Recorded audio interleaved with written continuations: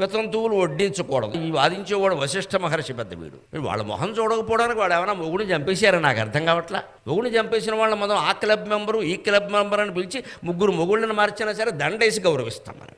నమశివాయ. ఏమన్నా అంటే వారి వ్యక్తిగత జీవితం మనకెందుకంటే, మరి వితంతువు కూడా వ్యక్తిగత జీవితమే కదా, భర్త సామాజికమేం కాదు కదా. మరి ఎందుకు ఆవిడని ఆక్షేపిస్తారు? పేరంటానికి పిలవరు, ఒట్టెట్టరు, ఎదురొస్తే అవమానిస్తారు.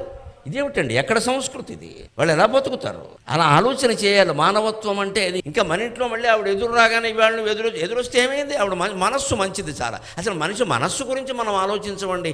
బొట్టెట్టేస్తే చాలు అనుకుంటే అడ్డబొట్లు నిలువు బొట్లు బాగా పెట్టేసి మొత్తం ఎదుటి వాళ్ళకు కూడా నామాలు ఎట్టేస్తున్నారు. నీకు బొట్టుకు నువ్వు ప్రాధాన్యం ఇచ్చావంటే బొట్టే నిన్ను ముంచేస్తుంది, కట్టుకు నువ్వు ప్రాధాన్యం ఇచ్చావంటే కట్టే నిన్ను ముంచేస్తుంది. గుండెల్లో గుట్టుకు తప్ప దేనికి ప్రాధాన్యం ఇవ్వకపోతే జీవితం నిలబడుతుంది ఖచ్చితంగా.